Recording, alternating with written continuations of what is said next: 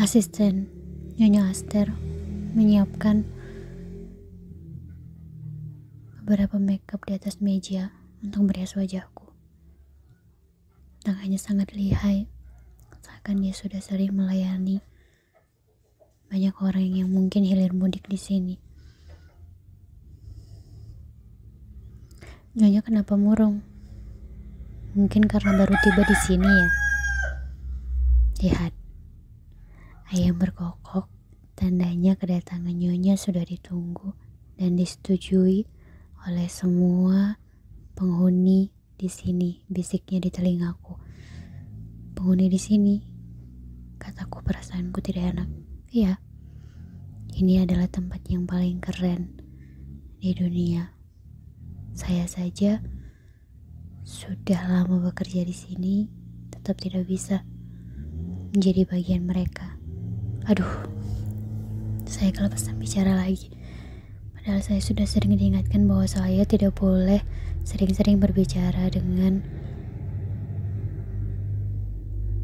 siapapun yang baru masuk menjadi penghuni di sini. Berarti bukan saya yang pertama kali sampai di sini dengan tiba-tiba, kataku. Asisten itu tidak menjawab. Aku menatap wajahnya dari cermin. Dia berusia sekitar 50-an tahun. Sudah berapa lama bekerja di sini? Kataku, memandang pakaiannya dari cermin. Dia memakai kebaya sederhana dan kain yang jauh berbeda dari yang digunakan oleh Nyonya Aster tadi. Hampir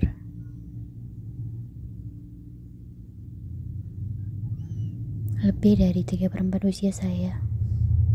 Oh ya, kataku.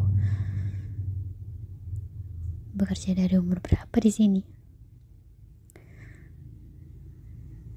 Dari umur 15.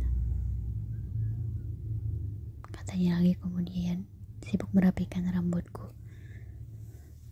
Wow, sudah lama juga ya. Berarti Anda tahu segala hal tentang rumah ini dan klub kembang-kembang iblis yang Anda sebutkan tadi, kataku. Saya hanya tahu sedikit. Maklum, saya hanya asisten, bukan pemain utama di sini. Kali ini kalimatnya terdengar sinis. Brak, pintu kembali dibuka dan Nyonya Aster masuk. 5 menit lagi dia sudah harus ada di ruangan saya. Mengerti? Baik Nyonya, katanya buru-buru merapikan rambutku dan sekali lagi menyapukan makeup di mukaku. Nyonya Aster segera berlalu. Sudah Nyonya Nila, mari saya antar Nyonya masuk ke ruangan perjamuan. Saya hanya mengingatkan, sebagai anak baru, Nyonya jangan terlalu banyak bertanya. Nanti biar pimpinan-pimpinan besar itu yang akan bertanya pada Nyonya. Sebentar, ada satu pertanyaan lagi yang ingin saya tanyakan. Kalau kamu mau menjawab, kataku. Mungkin kalau informasinya tidak terlalu rahasia, saya masih bisa menjawab, kata asisten itu menunduk. Kenapa saya dipanggil Nyonya?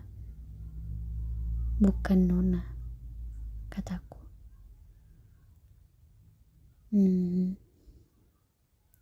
Itu karena semua perempuan-perempuan di sini mungkin merasa jauh lebih punya kuasa ketika menyandang nama Nyonya di depan nama mereka. Saya pernah dengar Nyonya Aster berkata, Nona itu terdengar rapuh, tapi Nyonya terasa seperti punya kekuatan besar. Kekuatan besar, kataku. Mari Nyonya Nila, saya antar segera ke ruangan. Saya takut kita terlambat. nanti tidak baik akibatnya, katanya. Aku segera mengikutinya. Aku berjalan di belakangnya, mengikuti kemana dia berjalan. Rumah ini besar sekali. Kami menuruni tangga yang cukup panjang untuk sampai di lantai bawah. Di dinding banyak sekali lukisan nyonya-nyonya besar. Aku menatap lukisan itu satu persatu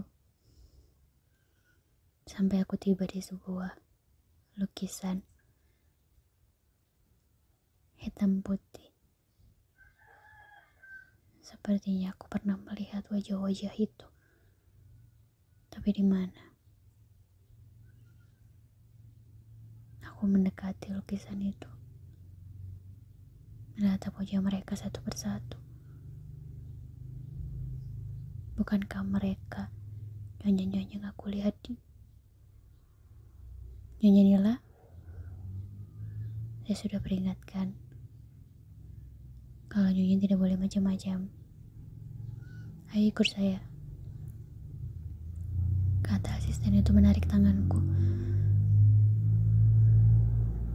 Aku berjalan kembali melewati beberapa lorong dan pintu. Di sana sini aku melihat banyak bunga warna-warni. Seluruh rumah ini terasa segar dan wangi oleh bunga-bunga yang baru mekar. Apakah bunga-bunga ini diganti setiap hari? Kataku sambil bergegas mengikuti asisten itu yang berjalan lebih cepat dariku. Ya, setiap pagi. Rumah ini harus menerima bunga besar setiap pagi. Cepat Nyonya Nila, ayam sudah berkokok. Dan Nyonya Nila harus segera tiba di ruang perjamuan. Atau saya yang akan kena getahnya. Aku kembali mendengar kokokan ayam itu. Kenapa sih dengan suara-suara ayam? Apa hubungannya dengan klub ini? Aku hanya ingat bahwa astaga, suasana semakin buruk saja, kata asisten itu ketika mendengar suara ayam berkokok lagi. Ayo cepat Nyonya, saya antarkan Nyonya ke ruangan. Suasana benar-benar sedang tidak baik. Aku bergegas.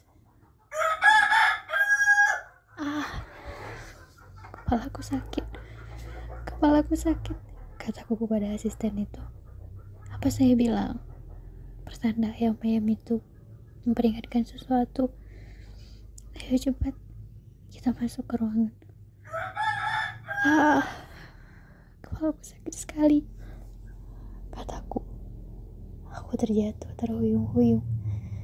Kepalaku rasanya berputar-putar. Untung aku sempat memegang dinding yang ada di dekatku.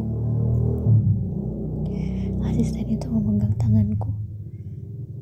Untungnya cukup kuat untuk ukuran badannya yang kecil. Nyonya Nila, Nyonya sudah tenang. Mari, atau serangan itu akan makin banyak.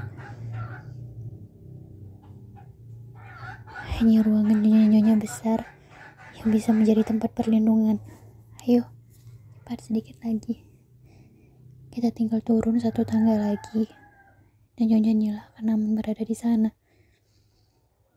Memangnya itu pertanda serangan apa? Kataku pada asisten itu. Sulit saya jelaskan sekarang. Nyonya kuat kalau jalannya lebih cepat. Ayo, kami cepat menuruni tangga berdua. Suara kaki kami beradu.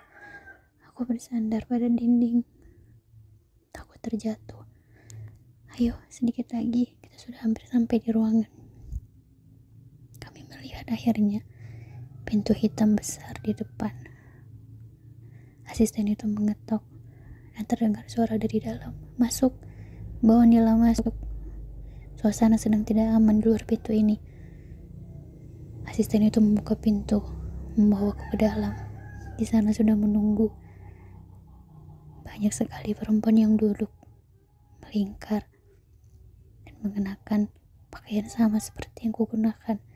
Selamat datang Nila. Cepat tutup pintunya. Udara di luar tidak baik buatmu. Suasana sedang kacau, kata Nyonya Aster, asisten itu. Persilakan ku duduk ke kursi kosong dan kemudian pamit. Pintu ditutup dari luar. Sekarang seluruh mata memandangku. Seluruh mata seperti terkaget-kaget melihatku ada di sana. Hanya Nyonya Aster yang tersenyum penuh kemenangan, seperti mendapatkan upeti yang sudah lama ditunggunya. Tempat apa ini? Apa yang akan terjadi pagi ini? Dan serangan apa yang sebenarnya menyerangku dengan suara-suara tadi? Tapi benar saja, di sini sakit kepalaku sedikit berkurang. Tapi tetap saja, rasanya ada yang menyerangku. Dan serangan itu terasa dekat sekali.